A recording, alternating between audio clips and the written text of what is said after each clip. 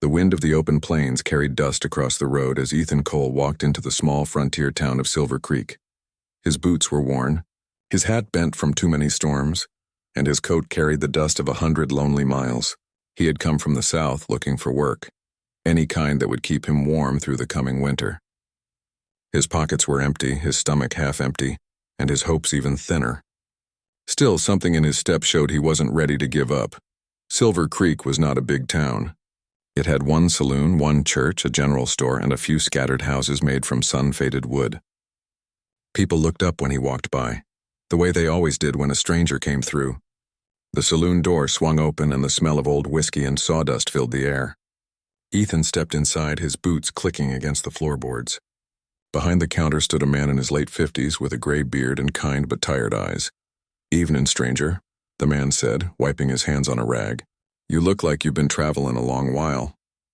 "Too long," Ethan said, his voice quiet but steady. "I'm looking for work. Anything honest?" The man studied him for a moment, then nodded. "You might be just what I need. Name's Hargrove. Got a ranch a few miles out of town. Land's old, fences are broken.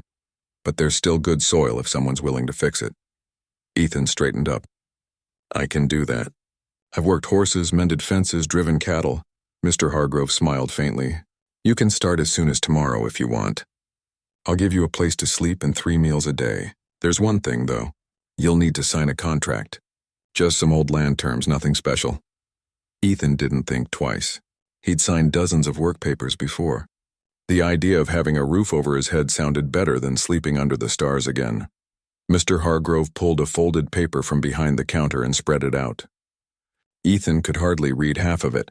The legal words were written in tiny letters, and his eyes were heavy from days on the road. But at the bottom the payment was clear. Room, board, and equal share of property value upon completion of 1 season's work. Ethan smiled. "That sounds fair enough." "Good," said Hargrove, handing him a pen. "Sign here." Ethan wrote his name in a slow, careful line. The ink bled slightly into the paper, sealing his fate. Hargrove clapped him on the shoulder and poured him a cup of coffee. "Welcome to the Hargrove Ranch, son. You'll start in the morning. Get some rest." That night, Ethan stayed in a small room behind the saloon. He took off his boots and stretched out on the cot, staring at the ceiling. For the first time in weeks, he felt safe. He didn't notice the tiny section of the contract he had missed, the one written in faint ink at the bottom that mentioned the Frontier Marriage Act of Silver Creek County, Article 9. The next morning, he packed his bag and followed Mr. Hargrove out to the ranch.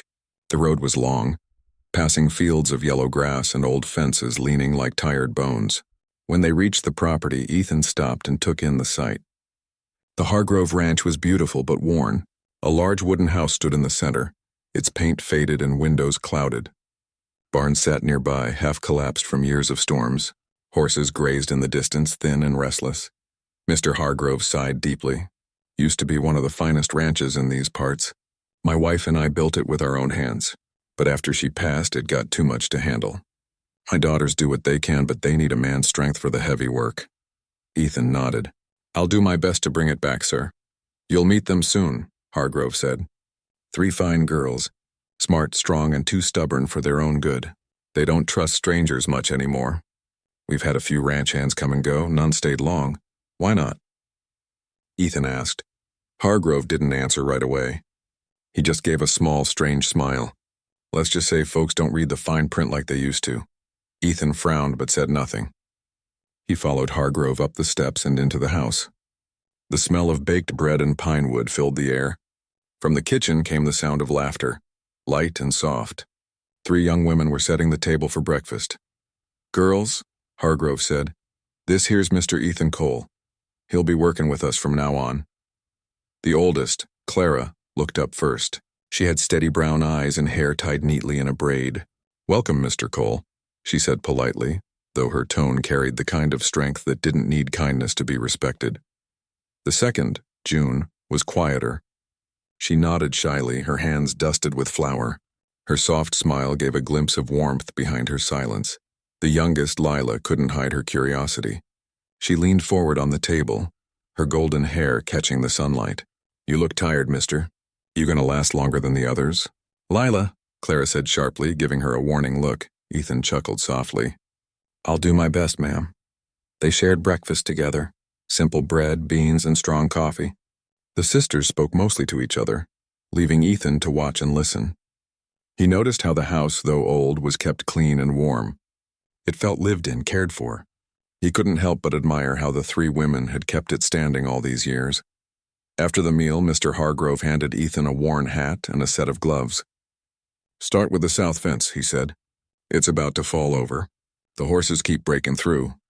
Ethan nodded and went straight to work. He spent the whole day under the sun, hammering boards and pulling wire. The sisters came by from time to time. June brought him water. Lila asked endless questions, and Clara watched quietly from the porch, her expression unreadable. By sunset, Ethan was exhausted but proud. The fence stood firm again, strong and straight. He wiped his forehead and looked toward the hills where the sky was painted gold and pink. For the first time in months, he felt like he belonged somewhere. That night after supper, Ethan sat by the fireplace with Mr. Hargrove. The old man poured 2 cups of tea and sighed. "You did good work today." The girls noticed. "They won't say it, but they're grateful." Ethan smiled faintly. "They seem like good people." "They are," Hargrove said softly, "and they deserve better than what this land has given them." He stared into the fire for a long moment, then turned toward Ethan. "You read that contract you signed, didn't you?" Ethan hesitated. "Most of it, yes. Why?" The old man gave a low chuckle. "Then you're braver than most. This ranch runs under old frontier law. You'll learn soon enough." Before Ethan could ask, Hargrove stood up and patted his shoulder. "Don't worry, son. You've got time to understand it." When Ethan finally lay down to sleep, his mind drifted between exhaustion and curiosity. He thought about the 3 sisters, the ranch, and the strange way people in town had looked at him when they heard where he'd gone. There was something more to this place, something written not just in the land but in the lives tied to it. Outside, the wind rustled the dry grass.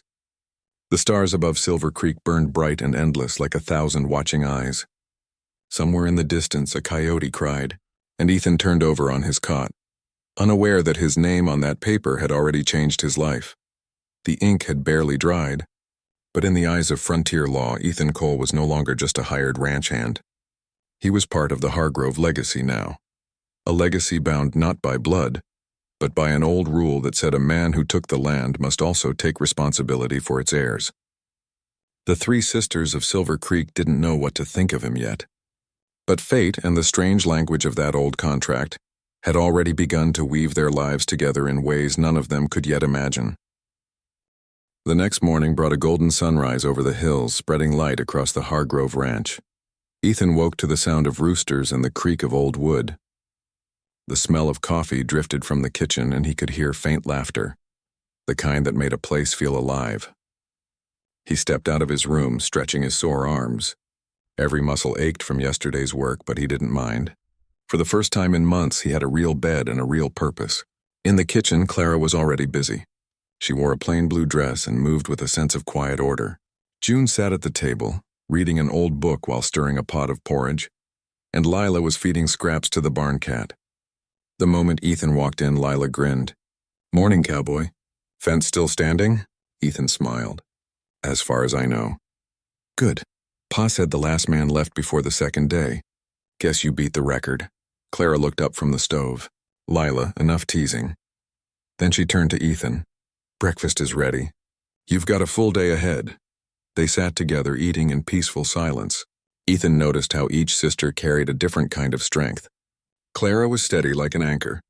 June was thoughtful, always watching and listening. Lila was wild, full of questions and laughter.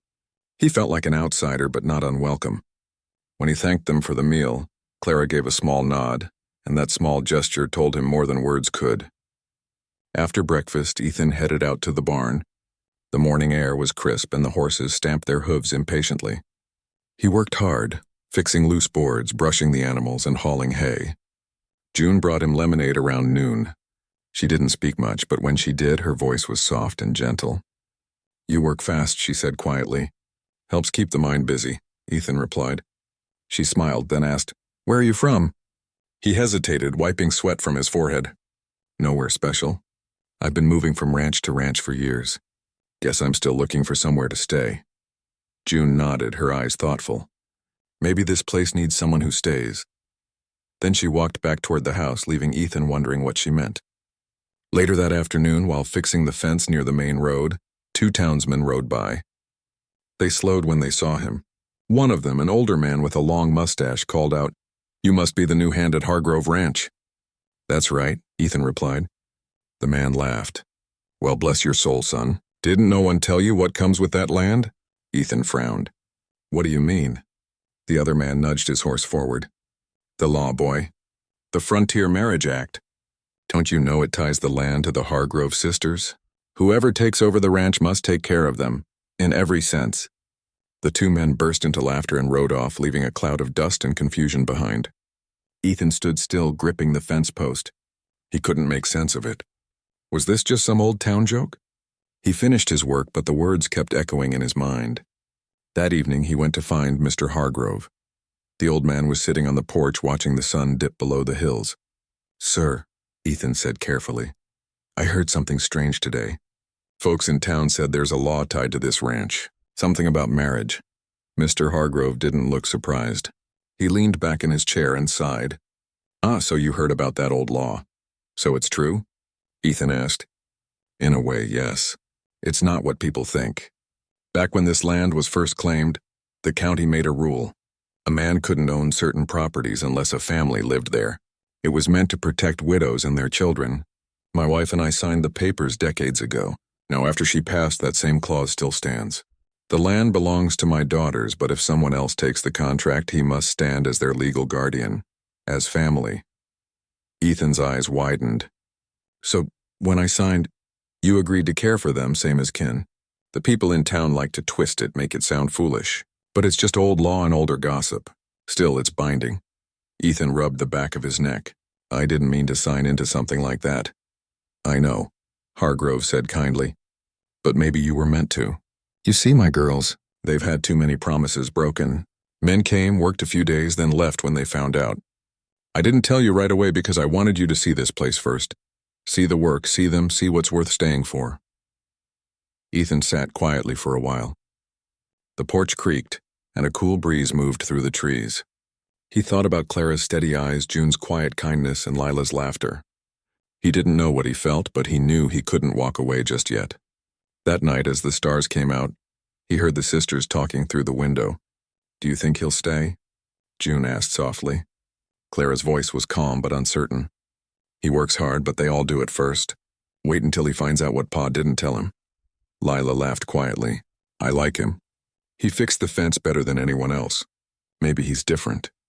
Ethan stepped away, pretending not to have heard, but inside something stirred, a mix of guilt and determination. He hadn't planned to stay long, but now it didn't feel right to leave. These people were holding their lives together with grit and hope.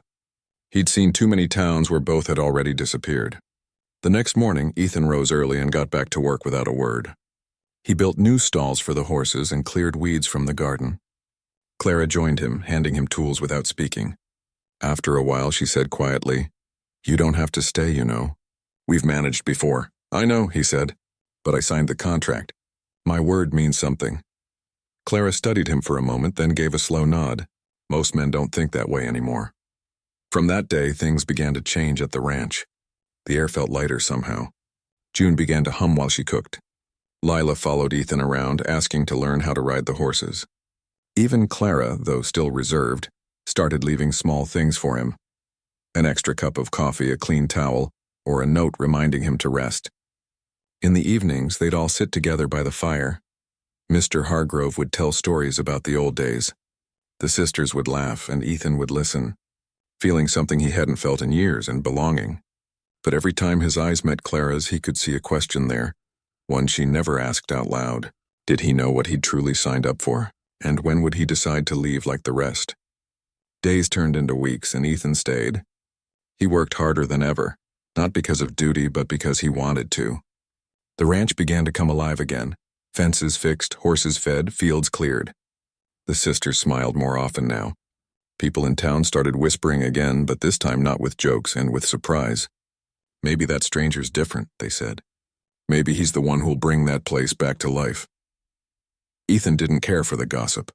All he cared about was keeping his word and helping those who needed it. But deep inside he also knew something else. The law might have brought him here, but it wasn't the law keeping him now. It was something simpler, something warmer. When he looked out over the land at sunset, the sky painted gold and red, he realized that sometimes life didn't give you what you expected. It gave you what you needed. And maybe, just maybe, this old ranch and the three sisters of Silver Creek were exactly what he'd been searching for all along. Days turned into weeks, and weeks slowly became months. The once forgotten Hargrove Ranch began to look alive again under Ethan's steady hands. He worked from sunrise until the sky turned pink in the evening, mending fences, repairing roofs, and cutting wood for winter. His clothes grew dusty, his hands rough, but his spirit stayed strong. Every day brought a new task, and every task made the ranch feel more like home. The three sisters each played their part in this quiet change. Clara managed the books and watched every corner of the property with careful eyes. She made sure no work was wasted and no supplies went missing. June kept the home in perfect order, her calm voice smoothing over the rough edges of the day. And Lila, bright and restless, followed Ethan everywhere, wanting to learn how to work like him. One morning, Ethan found Lila sitting on the fence rail, swinging her boots as she watched the horses. "You're gonna fall one of these days," he said, half smiling. Lila laughed. "Not before you teach me how to ride like you do. You said you would." Ethan sighed, pretending to be tired. "I said maybe." "Maybe's not a promise," she said, crossing her arms. He grinned and handed her the reins of the gentlest horse. "All right, then. A promise it is." By noon she was laughing and riding slow circles around the corral. June watched from the porch, smiling quietly. Clara stood in the doorway, her arms crossed. Though there was a faint softness in her eyes, she didn't bother hiding anymore. That evening after supper, Mr. Hargrove leaned back in his chair and said, "You've done more in 2 months than most men would in a year. The ranch looks proud again. My girls, too." Ethan shook his head humbly. "Just doing my part." Clara poured more coffee and said softly, "Most men's part ends when the pay comes. You haven't even asked about your share." Ethan shrugged. "I didn't come here for money. I just needed a place to stay and work to do. Guess I found both." Her eyes lingered on him for a moment, but she said nothing more. That night, when the wind was cool and the stars bright, Ethan sat outside on the porch. He thought about everything that had changed. He remembered how, when he first arrived, the town had looked at him like another drifter. Now they greeted him by name when he came for supplies. The blacksmith called him neighbor. The storekeeper offered him credit. He had become part of Silver Creek without realizing it. But despite the peace of those days, something inside Ethan still felt heavy. The rumor about the frontier law wouldn't leave his mind. Every time someone mentioned marriage or family, he felt a strange weight in his chest. He wasn't afraid of hard work or old rules. He just didn't want to hurt anyone by misunderstanding them. The next week, while he was repairing the barn roof, the town sheriff rode up the dirt road. He stopped near the gate and called out, "Mr. Cole." Ethan climbed down, brushing dust from his sleeves. "Sheriff, everything all right?" "Just routine check-in," the sheriff said. "County records show you signed a ranch contract with Mr. Hargrove. You aware it's tied to Article 9 of the Marriage Act?" Ethan sighed.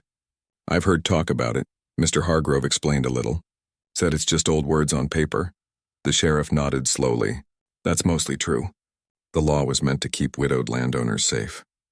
But on paper it still says whoever signs that contract becomes the legal caretaker, protector, if you will, of the Hargrove heirs. It's old-fashioned, sure, but still valid." Ethan frowned. "You mean I can't just walk away?" "Not unless the family releases you from the bond. Until then, you're part of that household in the eyes of the county." Ethan thanked him for explaining, though his heart was uneasy. He watched the sheriff ride away in a trail of dust, then turned back toward the house. June was standing on the porch, her book in her hands. "Bad news?" she asked softly. "Just old laws and paper," Ethan said, forcing a smile. "Nothing that changes what I came here to do." June looked at him for a moment, then nodded. "I think it already has." As the days passed, Ethan's bond with the sisters grew stronger. He fixed things without being asked, shared stories over dinner, and listened when June spoke about her dreams of starting a small school in town. Lila often sat beside him while he worked, telling him about her mother, who used to sing while baking bread. Even Clara began to trust him enough to share memories of her father's struggles to keep the ranch alive through bad years. But the closer they grew, the more Ethan worried about what the town might say. He'd heard whispers when he came into the store, people joking about the man with 3 brides. He hated the talk, not because it insulted him, but because it disrespected the sisters who deserved far better. One afternoon, while Ethan was working near the riverbank, Clara came down carrying a basket of laundry. She looked tired but calm, her sleeves rolled up, hair blowing in the breeze. "You've done a lot for us," she said, laying the basket down. "Pa says we wouldn't have made it through this season without you." Ethan smiled faintly. "You'd have managed. You're stronger than you think." She looked at him, serious now. "You don't have to stay. You've done enough." "I signed a contract," he replied softly, "and I keep my word." Clara hesitated. "That contract, it binds you to us, at least in the eyes of the law. I don't want you feeling trapped by something you didn't choose." Ethan's voice was quiet but steady. "I may not have chosen the words on that paper, but I choose to stay. Not for the law, for what's right." For a long moment they stood in silence, the wind moving between them. Clara turned away, but a faint smile touched her lips. "Then maybe you belong here more than you think." That evening, when the sun dipped low, the family gathered on the porch. June read aloud from a book. Lila leaned against the railing, and Mr. Hargrove sat back with his pipe, looking peaceful. Ethan listened, feeling something deep and unfamiliar, a sense of peace he hadn't known in years. The laughter, the smell of food from the kitchen, the faint hum of crickets, it all blended into something that felt like home. Later that night, while everyone slept, Ethan sat by the fireplace, staring at the contract he had kept folded in his pocket. He read the lines slowly this time, tracing the faint ink. There it was, the part he'd missed before. "The signatory shall act in protection and union of the Hargrove heirs as family, ensuring the continuation of household stability under the law of Silver Creek County. Family, not ownership, not marriage. The law spoke of duty, of standing beside them, not above them." Ethan exhaled in relief, but also in understanding. He realized now what this place had given him. Not just work, not just food, but belonging. From that night on, he stopped worrying about what people said. He worked because he cared. He stayed because he wanted to. The ranch, once empty and cold, was filled with laughter again. And as autumn rolled in, the fields turned golden and the horses ran free in the crisp wind, Ethan Cole felt something he had never felt before. Peace that came not from escape, but from choosing to stay. He had walked into Silver Creek as a stranger looking for work. Now he was part of something worth keeping. The land, the sisters, the home, they had all become pieces of his heart. And though he still didn't know where the future would lead, one thing was certain. He would face it right here, under the same wide frontier sky that had once seemed too big for him. Now it felt just right. Spring came early that year in Silver Creek. The snow melted faster than anyone expected, leaving behind green hills and the sound of running water. The Hargrove Ranch looked alive again, fences straight, horses healthy, and fields ready for planting. The sisters often said the ranch hadn't looked this good since their father was young. Ethan took pride in hearing that, even if he never said it out loud. Every morning the ranch woke to the sound of the windmill creaking and chickens clucking near the barn. Ethan would be up before sunrise, checking the livestock or sharpening tools. Lila usually followed, running barefoot through the grass to bring him breakfast. "You're up too early again," she'd tease. Ethan would smile and say, "The ranch doesn't fix itself." By now, Ethan was part of the family's routine. He shared meals with them, helped June bring supplies from town, and repaired anything that broke. Even Clara, who had once kept her distance, began to trust him with important work. She'd hand him ledgers to check, ask for advice about trade prices, or simply sit nearby while he worked. They didn't talk much, but the quiet between them was no longer cold, it was peaceful. One evening, as the sky turned pink, a letter arrived from the county office.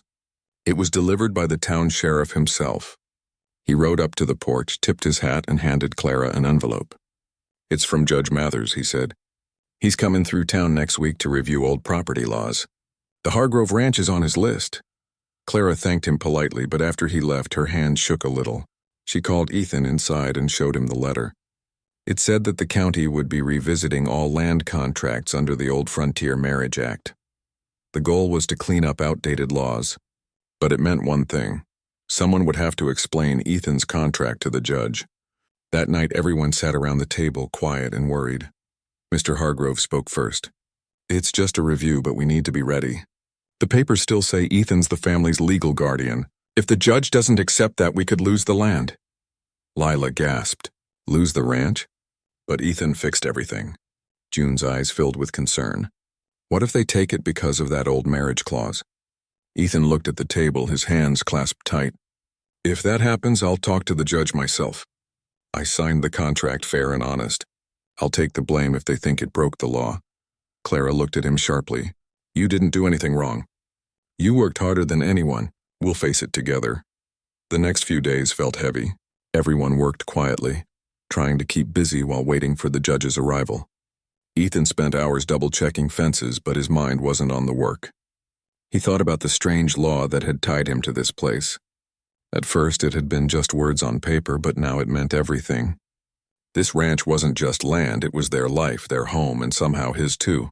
When the day finally came, the judge arrived with 2 clerks and a wagon full of records. He was a tall man with gray hair and sharp eyes, wearing a dark coat that looked out of place in the bright sun. The whole town gathered at the courthouse to watch. Inside, Ethan sat beside Mr. Hargrove and the 3 sisters. The judge opened the old file, flipping through the faded pages. "Hargrove Ranch signed under Article 9 of the Frontier Marriage Act," he said, adjusting his glasses. "That law hasn't been enforced in 20 years. Yet here it stands. Mr. Ethan Cole listed as both employee and legal partner of the estate." "Explain this, Mr. Cole." Ethan stood up slowly. "Sir, I came to Silver Creek looking for work. Mr. Hargrove offered me a job and I signed the paper without knowing about the old clause. But I've done my duty. I've worked this land, cared for the family, and rebuilt what was falling apart. I didn't come here for gain, I came here to help." The judge listened quietly, then turned to Clara. "And you, Miss Hargrove, are you satisfied with this arrangement?" Clara hesitated only a moment. "Yes, Your Honor. He's part of our family now. This ranch would have fallen apart without him. Whatever the law says, he's kept his promise." The room was silent. Even the clerks paused their writing. The judge nodded slowly. The law was made to protect families, not divide them. In this case, it seems it's done its job. He signed the papers and looked up. "The Hargrove Ranch remains in your family, under shared guardianship. Mr. Cole's record stands as legal caretaker, not husband, unless both parties declare otherwise." The relief that swept the room was quiet but deep. June wiped her eyes. Lila squeezed Ethan's arm. Clara gave a rare, honest smile. The people in town who had come to gossip left with nothing to whisper about, only respect. On the way back to the ranch, the wagon rattled over the dusty road and Mr. Hargrove looked at Ethan. "You did right by us, son. There aren't many men who'd stand up in front of the law for someone else's land." Ethan smiled faintly. "It's not someone else's anymore. Feels like home." After that day, everything seemed lighter. The ranch had new peace about it. The sisters no longer worried about losing their home. Ethan no longer felt like a stranger bound by accident. He was a man who had chosen to stay. Weeks passed and the land began to bloom. Clara started keeping a garden behind the house. June began teaching children from town in the barn every Sunday, and Lila raised 2 foals that Ethan helped her train. The laughter that filled the evenings was no longer rare. It was daily music. One afternoon, while fixing the gate near the front road, Ethan found Clara standing nearby holding a basket of apples. She smiled softly. "Judge Mathers sent word from the county. The ranch deed is updated. Your name's officially listed beside ours." Ethan blinked, unsure what to say.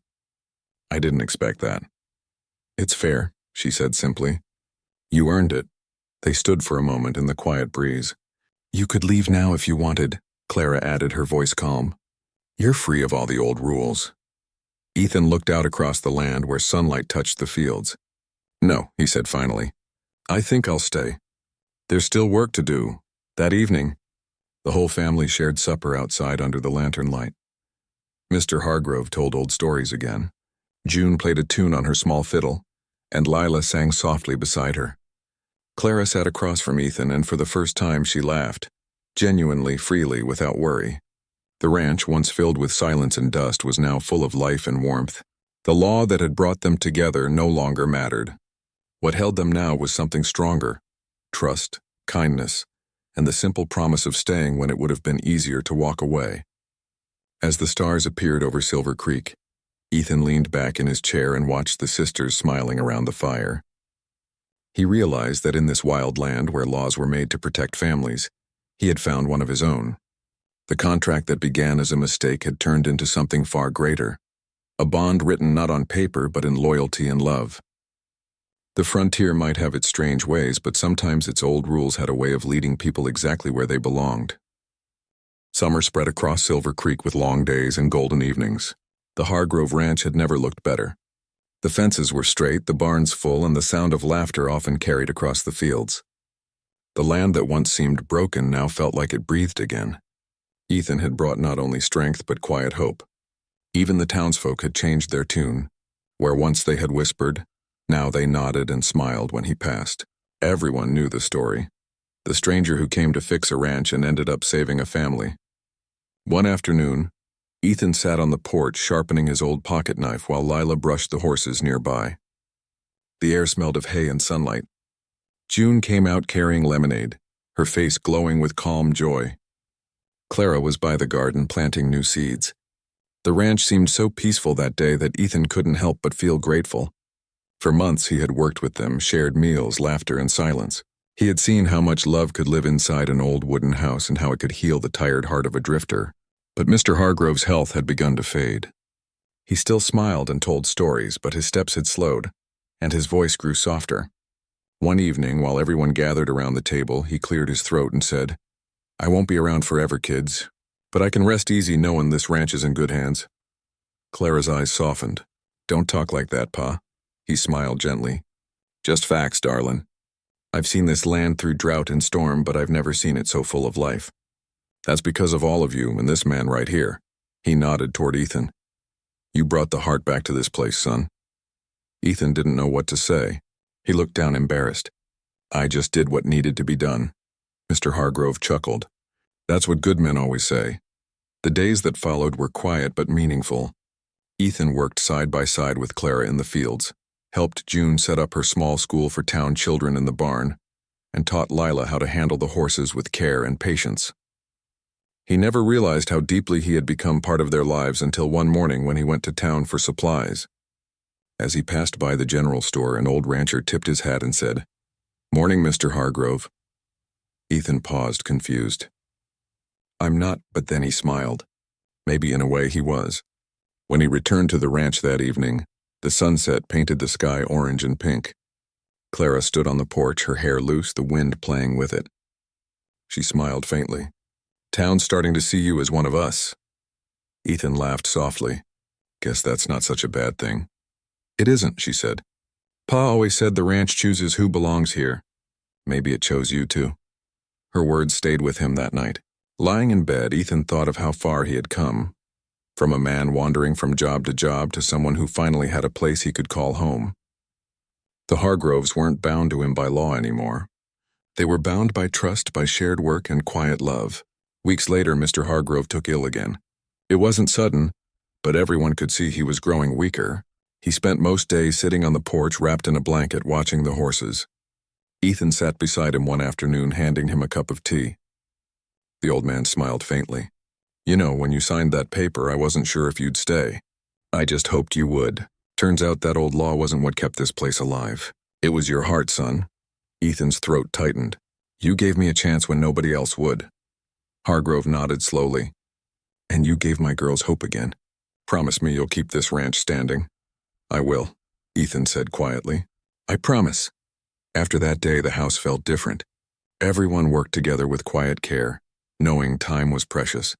Lila stayed close to her father. June read to him every evening, and Clara handled the work outside. Ethan did everything he could to keep things steady. Fixing, hauling, and sometimes just sitting beside the old man, listening.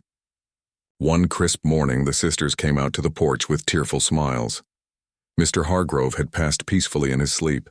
Ethan stood beside them, hat pressed to his chest. No words were needed. The ranch was silent except for the soft wind and the cry of a hawk high above. Life didn't stop, though. It moved forward slowly, gently. The three sisters leaned on each other, and Ethan was always near. He repaired the house, tended to the land, and kept every promise he'd made. When the first harvest after Mr. Hargrove's passing came, the crops grew tall and strong, a sign that life goes on, even through loss. Months later, Silver Creek held a small fair to celebrate the end of the season. Clara brought pies from the ranch, June played the fiddle with the town band, and Lila won a ribbon for her horse. Ethan watched them all with quiet pride. People greeted him as if he had lived there his whole life. "You did good, Cole," one farmer said. "The Hargrove place is the pride of Silver Creek again." That night, when they returned home, the ranch glowed softly under the lantern light. Clara turned to Ethan and said, "Pa would be proud of what you've done." Ethan looked around the land, the barn, the fields, the home that had taken him in when he was nothing but a wanderer. "I just kept my word," he said softly. "You did more than that," June said with a smile. "You gave us back our family." The years went by gently after that. The ranch grew prosperous, and so did the hearts that lived on it. Clara became the respected head of the ranch. June's small school grew into a proper one in town, and Lila became known for breeding the best horses in the county. And Ethan stayed, not as a hired man, not because of a contract, but because it was home. Every evening, as the sun set over the open plains, he would sit on the porch, watching the sky turn gold and red. Sometimes Clara would join him, bringing 2 cups of coffee. They would sit quietly, not needing to speak. The wind, the smell of earth, and the laughter of the sisters inside were enough. In time, people stopped calling it the Hargrove Ranch and started calling it Cole Ranch. But those who knew the story understood it was more than a man's name. It was a promise that had been kept. A promise written not by law or ink, but by heart and honor. Years later, when travelers passed through Silver Creek, they often stopped by to rest their horses. They would hear about the ranch, the one saved by a stranger who came with nothing but stayed out of kindness. They would meet Clara, June, and Lila, still strong, still together. And they would see Ethan, now older, sitting on the porch, smiling as if life had finally told him its secret. The legend of the ranch became part of Silver Creek's story, a reminder that sometimes fate comes not through chance, but through the simple courage to stay when the road gets hard. And long after the ink on that contract had faded, the land still thrived, the laughter still echoed, and the man who once signed a paper for work had found something far greater, a home built on love, loyalty, and quiet faith that good hearts always find their way.